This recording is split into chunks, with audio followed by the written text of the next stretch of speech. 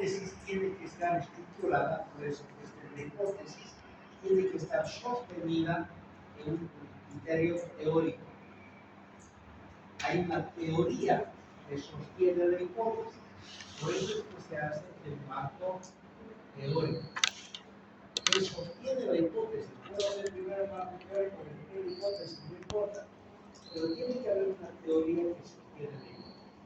Entonces, hasta este momento estamos teorizando, porque cuando uno plantea una investigación, en el problema tiene que identificar una teoría. Tiene que haber describir la teoría que sostiene que el problema se mantiene de manera vigente. Hay alguna teoría que hace que el problema exista. Entonces, aquí es donde se trabaja la teoría y después se trabaja la teoría en la sustentación de la hipótesis. Aquí entra otra vez la teoría para sostener, para ver en qué se sostiene la hipótesis, para que la hipótesis que uno plantea no se mueva junto con el ejemplo que vamos a trabajar en este momento. Después uno elabora en base a eso su diseño metodológico.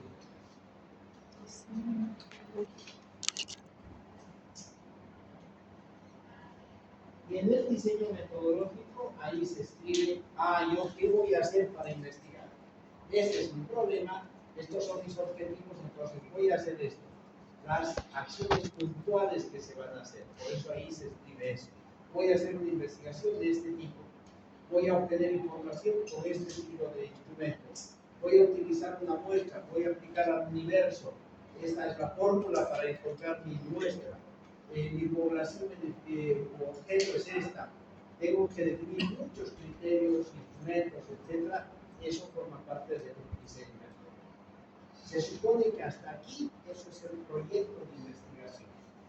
El proyecto de investigación. Se supone que hasta aquí el investigador tiene que presentar una entidad que lo revise y diga, sí, bueno, adelante, está bien hecho, y sigues adelante. Cuando tiene una aprobación de este proceso, que se diseño de investigación, ya se hace la ejecución de la investigación. Los autores lo llaman a esto trabajo de campo. Es el proceso de ejecución de la investigación. Aquí se hace lo que se había diseñado en este proceso. Y aquí entra una ciencia entera para hacer el trabajo de campo, para hacer la ejecución de la investigación, que es la estadística. Porque lo que hace aquí comprueba las hipótesis y entonces contrasta la teoría con la realidad. Este es el espíritu de la investigación, la relación de un elemento teórico con una comprobación. Porque como resultado de este trabajo va a sacar sus conclusiones y se va a sacar sus recomendaciones. Y ahí termina el proceso de investigación. Cuando hace todo esto, hace un informe de investigación y ese es el documento de la investigación que está realizada. Y que para publicarla tiene que resumirla en un artículo científico para que sea publicada en una revista de artículos científicos. Entonces, este es el proceso. A grandes rasgos, vamos a trabajar en detalle, a grandes rasgos, cómo se hace un proceso de investigación. Aquí se demuestra que la investigación maneja en distintos momentos todos estos componentes, donde tiene que relacionar un componente teórico con un componente práctico de demostración, de contrastación de la hipótesis. Ahora, para distinguir, para poder seguir adelante, tenemos que establecer y diferenciar los tipos de investigación. Estos son una explicación muy práctica, una organización de los tipos de investigación. Van a encontrar 10.000 tipos de investigación, pero este es más adecuado. Podemos organizar, o sea, diferenciar y clasificar los tipos de investigación según el producto de obtener el resultado de la investigación, que son investigaciones descriptivas, explicativas o investigaciones interpretativas o participativas. De acuerdo al número de variables que se emplea en una investigación, pueden ser univariadas, bivariadas y multivariadas. ¿Qué es una variable? Y es un elemento que varía en la unidad de análisis de la población. ¿Cómo te llamas? Judy. ¿Cuántos años tienes? 22. Ya. ¿Cómo te llamas? No, ¿cómo te llamas? ¿Cuántos años tienes? 19. ¿Los dos tienen la misma edad? Varía, ¿no? ¿Y qué es lo que varía? La edad. Entonces, la edad es una variable. Es el criterio que varía en la población. ¿Cuánto mides? Varía. El tamaño varía. Entonces, esas son las variables. Entonces, van a darse cuenta que hay investigaciones que manejan, comparan, relacionan, utilizan una variable, manejan, relacionan dos variables, relacionan muchas variables. Entonces, de acuerdo al número de variables, pueden ser univariadas, bivariadas y multivariadas. Hay otra clasificación de acuerdo al número de unidades de análisis. Se llama unidad de análisis no necesariamente la población, pero es el elemento de donde nosotros nos alimentamos y generamos información para una investigación. Si yo quiero saber, hacer una investigación sobre el nivel de consumo de drogas por parte de estudiantes de medicina, mi unidad de análisis son los estudiantes de medicina, porque en ellos voy a analizar las características, en este caso del consumo de drogas de los estudiantes de medicina. Entonces, mi unidad de análisis es la población de estudiantes de medicina. Pero yo puedo hacer una investigación sobre alguna patología en mi hospital, y en este caso mi unidad de análisis son las historias clínicas. Por eso es que no digo que la unidad de análisis es la población, porque pueden ser objetos, pueden ser historias clínicas. Yo hago una revisión de las historias clínicas y pues la unidad de análisis es la historia clínica. De acuerdo a las unidades de análisis, yo puedo hacer estudios de un caso, estudios de muestras pequeñas, algunos 3 a 10 casos, o hacer muestras extensivas, pero que generalmente utilizar una población grande, mediana, pequeña, etc., para hacer investigación. Y de acuerdo al tiempo en el que se realiza la investigación, esta puede ser transversal o longitudinal. Transversal cuando hace una medición en un momento dado, nada más. Yo quiero saber ahora las características de consumo de drogas de estudiantes de medicina. Entonces voy a hacer un levantamiento de información en este momento, en un momento dado. ¿Consumes drogas? ¿Consumes drogas? Sí. ¿Consumes drogas? Sí. Sí. Entonces ya tengo la información en el momento. Pero puedo hacer estudios longitudinales. Entonces, donde hago varias mediciones en un tiempo dado. Quiero saber qué tipo de drogas consumían en la gestión 2025. Entonces, puedo hacer 3 cortes, 4 cortes. A inicios del año, ¿qué drogas consumías? A mediados de año, ¿qué drogas consumías? Entonces, hago levantamiento de información. En ese caso, pueden ser estudios transversales y pueden ser estudios longitudinales. Esta es la mejor clasificación de las investigaciones. La base de todo esto es esta, de acuerdo al producto que se obtiene a través de la investigación. Vamos a distinguir investigaciones descriptivas y investigaciones explicativas. Esto es lo más importante, lo tienen que tener bien clarito. Lo tienen que tener bien clarito. ¿Cuáles son las investigaciones descriptivas? Son aquellas que nos permiten describir características de las unidades de análisis. Describe cómo es, estoy describiendo, ahí las escribo, mujer, mediana estatura, con lentes, cabello, gimnasio, es algo así. La investigación describe.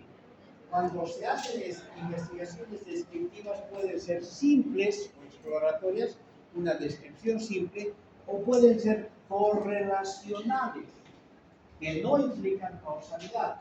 Vale decir aquellas investigaciones que describen características de 2 variables. Por ejemplo, tengo si la población tiene un bajo estado nutricional, bajo estado nutricional, entonces puede generar enfermedades inflamatorias. ¿Qué tengo aquí? Dos variables. La variable 1 es estado nutricional y la variable 2 es tuberculosis. Si yo voy a describir la relación de esto, estoy haciendo una investigación descriptiva.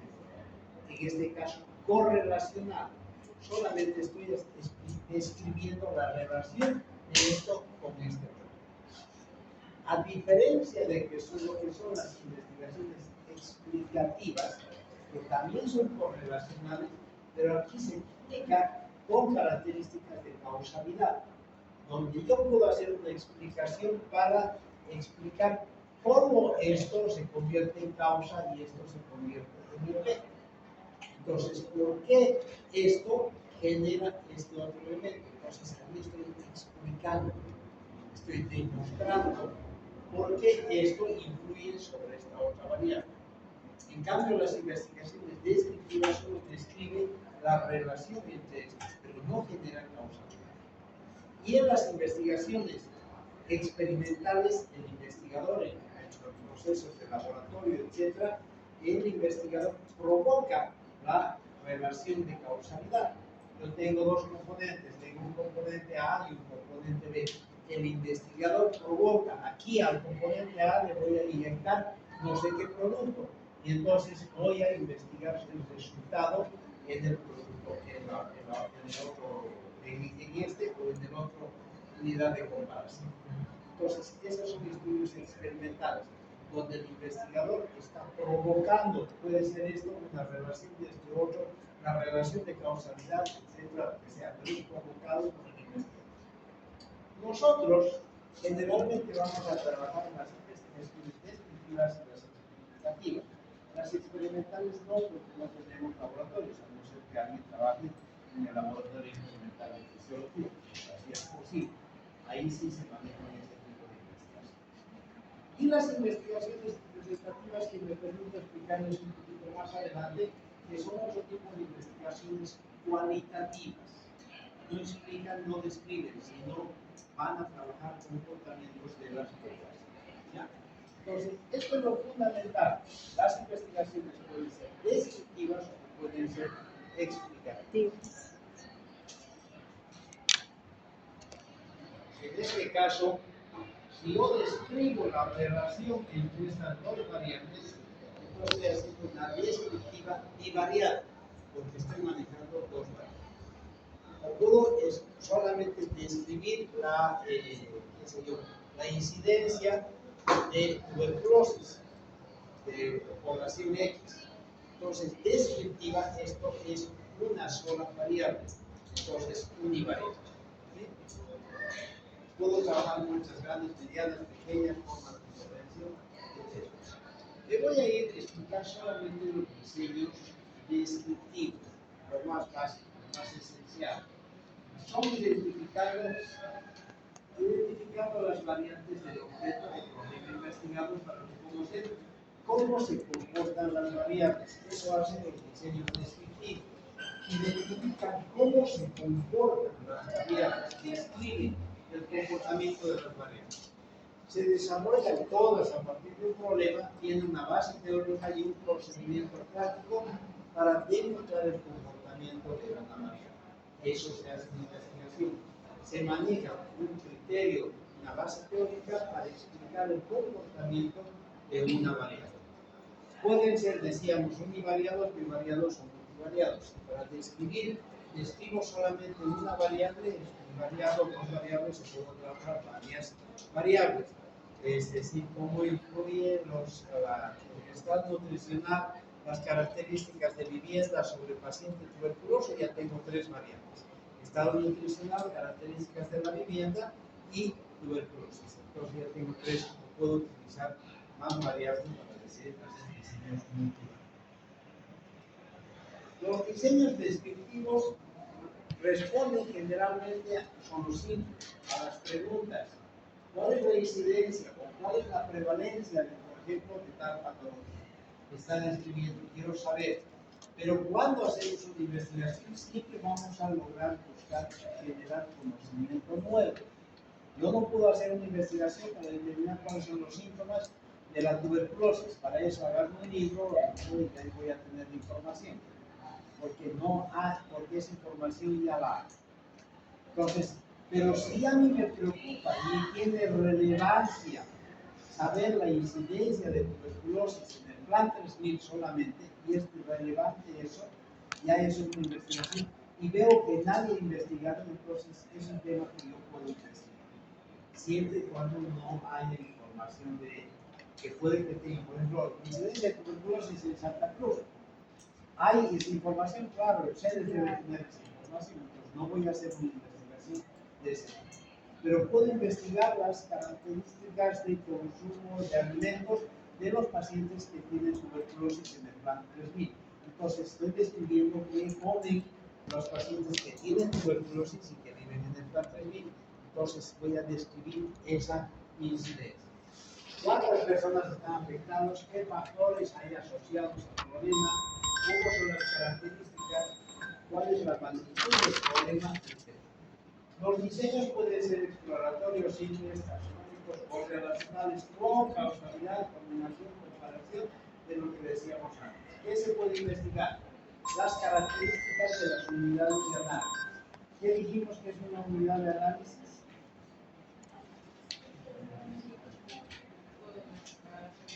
El elemento de donde se obtiene la información, ¿no? Entonces podemos describir las características de la población o las características de las historias clínicas de información que contienen, etc.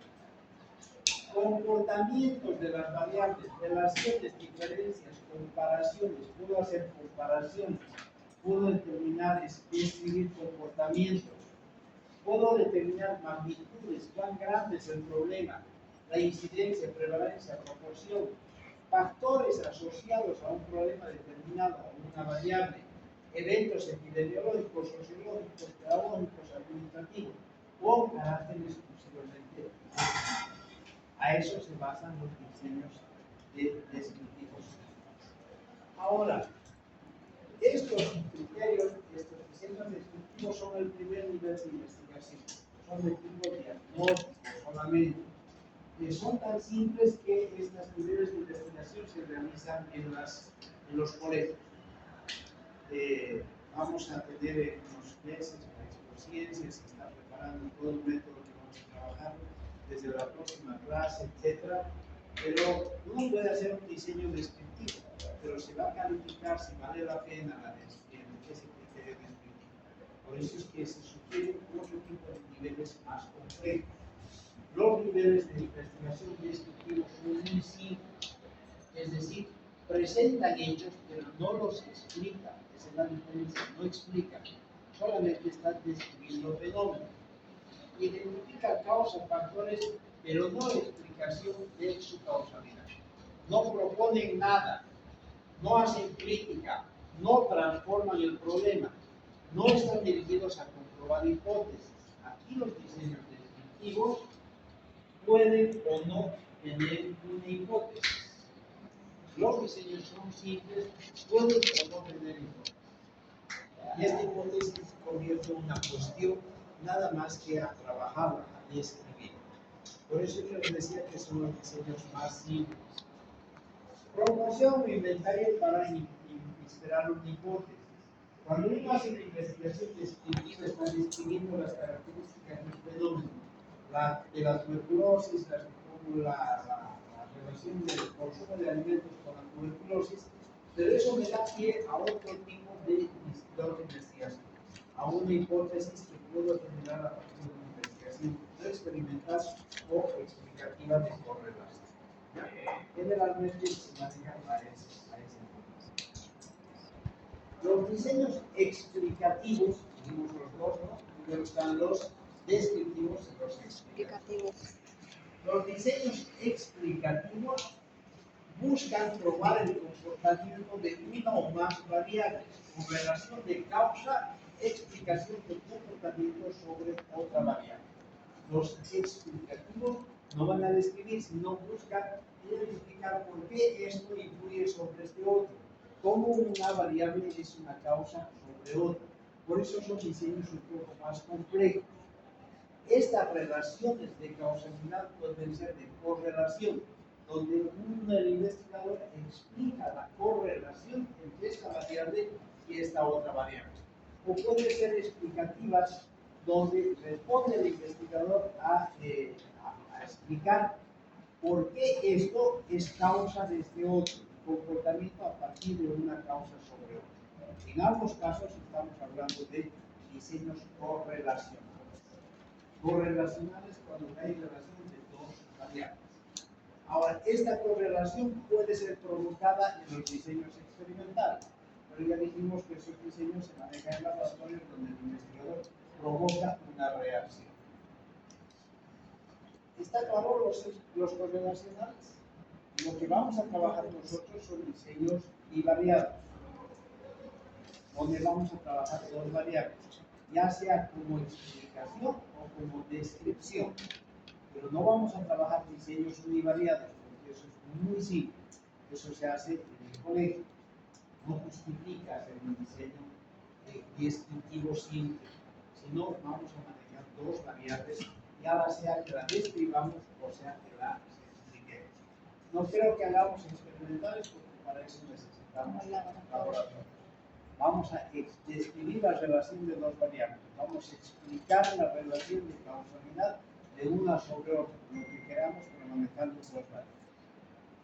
Solamente como información de investigación a sus participantes, un tipo de investigación de otro tipo cualitativa, donde se hace investigación participativa sobre comportamientos poblacionales. Yo más o menos hace, imagino que era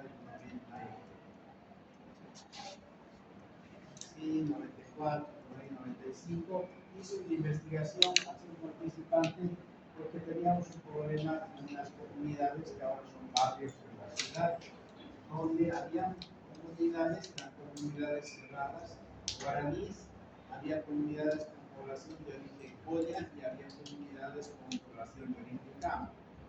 En todas las comunidades había muchos problemas de desnutrición en los niños. Entonces, a partir del proyecto, lo que hicimos es promover que estas familias mejoren la alimentación para su familia. Entonces, les dimos apoyo en la producción, porque en las comunidades generamos huertos comunales. Compramos papas certificadas, semillas certificadas de mamá y pata, y les dimos y generamos huertos comunales. El técnico fue, les dijo, así van a sembrar, y sembraron un huerto comunal papa en las 9 comunidades. Al mes, las plantitas de algunas comunidades ya estaban las papitas, ya estaban las plantitas, ya estaban grandes. Y seguían regando, hacía asistencia, y en otras estaban creciendo más. Pero en aquellas comunidades de origen guaraní no había ni brotado nada. Pasaron 2 meses, incluso 3 meses, y las comunidades de origen guaraní, huertos comunales no tenían nada. Y eran cercanas, tenían las mismas características de la tierra, todo eso. Hasta que nos dimos cuenta y nos enteramos de que si bien se sembró en el día, en la noche los comunarios fueron, cavaron y se la sacaron la papa y se la comieron. Estúpidos. Sí. Imbéciles. ¿Cómo se le echa a su cabeza? Comérselo su semilla. ¿Qué piensan en el futuro? Entonces eran catalogados realmente personas estúpidas. Cuando tuvimos que darnos cuenta de identificar el comportamiento, ¿por qué la población se comporta de esa manera? Y para saber y buscar información de por qué se comporta la población de esa manera, hicimos una investigación con 5 participantes. Eran poblaciones, comunidades con casitas de barro, con lechitos de cotata.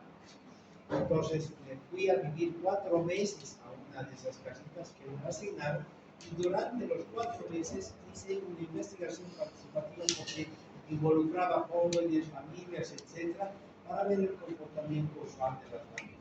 Y sacamos varias conclusiones. Dentro de las más importantes es de que la generación de su alimentación se basaba en los productos del bosque. Ancestralmente son los guaraníes una población que vive de los productos del bosque. Cuando necesitan alimentarse, salen al bosque, cazan y o recogen los productos del bosque. No tienen cultura productiva. En cambio, las comunidades, los collas que vienen de lugares muy accidentados, inhóspitos, tienen una ladera y tienen que producir, porque si no se van a morir de hambre. La tierra no les va a dar nada, tienen que trabajar. Entonces ahí se ha generado una cultura productiva. Entonces a ellos les dan la oportunidad y producen. Las comunidades también producen, todos producen. Pero el guaraní no es porque sea un imbécil, sino que ancestralmente es su cultura. Depende de lo que esté el bosque, nunca ha producido nada, entonces obligarles a producir no está dentro de su lógica. ¿Cómo me enteré eso? A través de una acción, una investigación de acción participativa. Entonces, este tipo de investigaciones así cualitativas, participativas, son las otras formas de investigación que les decía. De paso, dicho sea de paso, tampoco vamos a trabajar con esta parte. ¿Qué se utiliza para poder hacer investigación? El proceso de investigación científica. Este proceso de investigación científica es válido para todo el contexto. No existe otro método de investigación que se aplique en el mundo. Esto es válido y así investigan en Japón, en Afganistán, en Tel Aviv, en cualquier lugar. Se utiliza el mismo método hasta que no se aplique, no se descubra otro método. Es un instrumento construido para buscar los componentes del proceso. Estos son los componentes. El proceso de investigación no es una receta. Primero hago esto, después hago esto, después hago esto. No. Se administran cada uno de estos componentes que tienen una lógica, una dialéctica de funcionamiento, de relación entre todos ellos. No es posible concebir este proceso de investigación como una receta con un conjunto de pasos a seguir. Quiero que entiendan bien, y ese es el resultado, pues no lo que quiero en esta clase.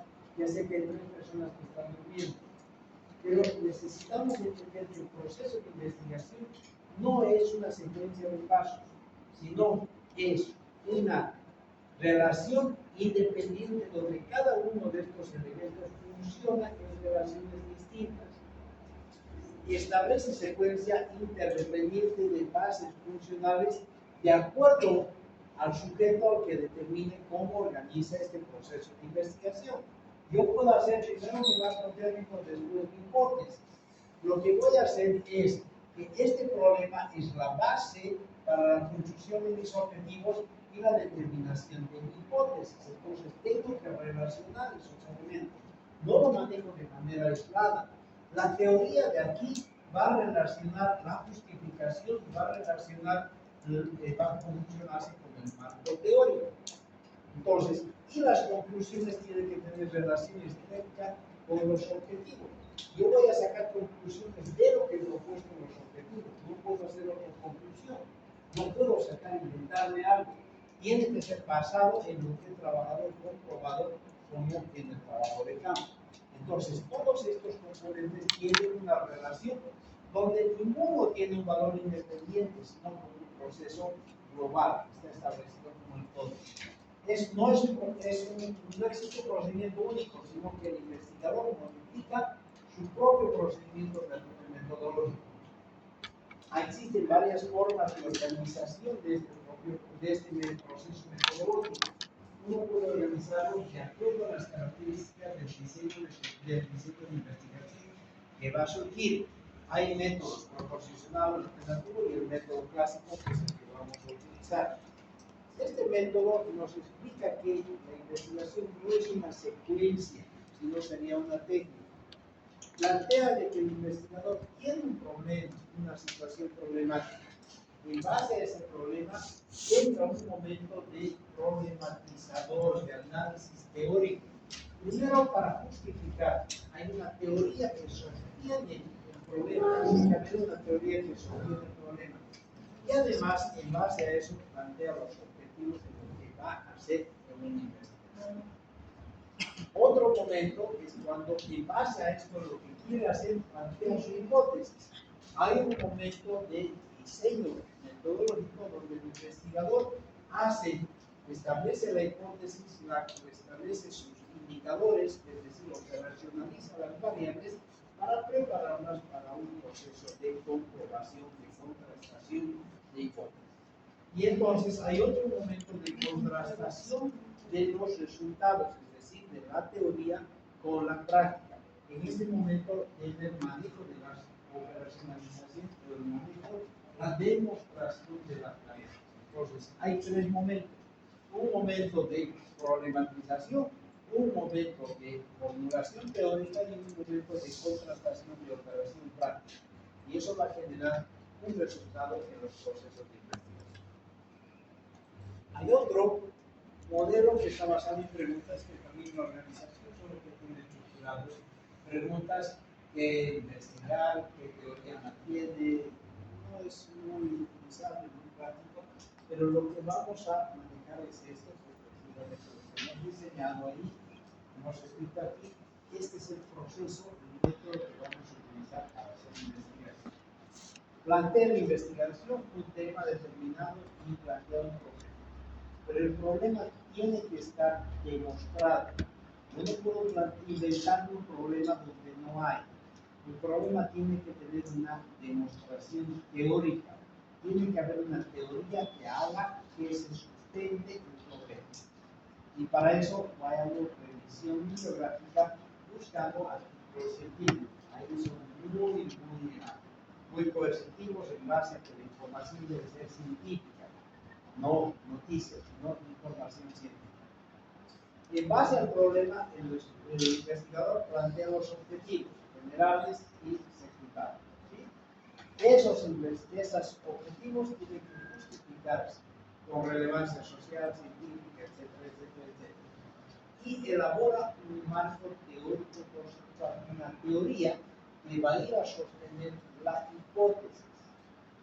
Yo manejo un ejemplo que la teoría tiene que pasar, tiene que sostener a la hipótesis que yo tengo. En la mayoría de las investigaciones, en los diseños muy variados se manejan hipótesis. Siempre tiene que haber una hipótesis que es lo que piensa el investigador respecto a su precepto, su juicio previo, que tiene que ser demostrado. Pero este juicio tiene que ser real, no puede ser un intento. Tiene que ser basado en una teoría. Si yo tengo, por ejemplo, hay un problema de que varios están distraídos, algunos ya estaban con su celular, siguen ahí, están WhatsAppando. ¡Ey! Guarda esa cosa. Tiene sus pies colgados con su cabeza abajo. Estas tres pilas. Y los que como están ahora. Entonces, yo pienso, es mi hipótesis, que los que van a estar colgados en el techo, como van a estar cabeza abajo, su cabeza va a tener mejor irrigación, entonces no se van a dormir. En cambio, estos otros que están ahí sentados, como estos que he visto, ya se van a dormir. Yo puedo entonces medir cada 10 minutos o cada 15 minutos el nivel de atención que presentaron tanto este grupo de control como este grupo de control. Esa es mi hipótesis. Puedo hacer una investigación. ¿Es válido? ¿Puedo hacerlo?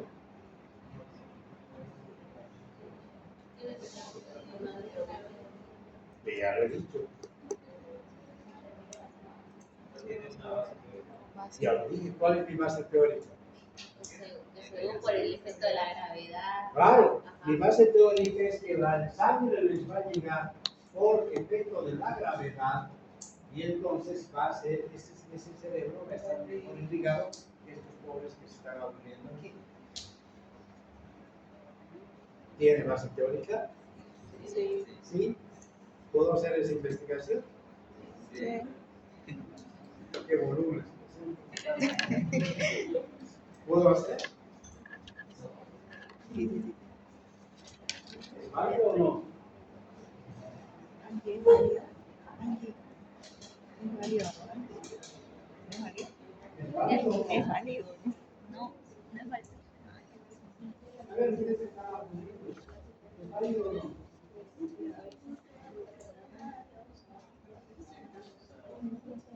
¿Es válido o no? No, ¿Es sí o no? no. ¿Por qué? Porque la presión se puede proceder, ¿no? Al estar en esta posición por un tiempo prolongado puede causar daños posteriores. Ni que me importa. Eso no es teoría. ¿Es válido o no? ¿Quién les ha dicho a ustedes que la circulación sanguínea se basa en la gravedad? ¿Eso es válido? ¿Por cómo ocurre la circulación sanguínea al cerebro? ¿Por gravedad? Por la presión de la fuerza de impulsora del corazón y la resistencia vascular. Esa es la teoría que sostiene la circulación sanguínea.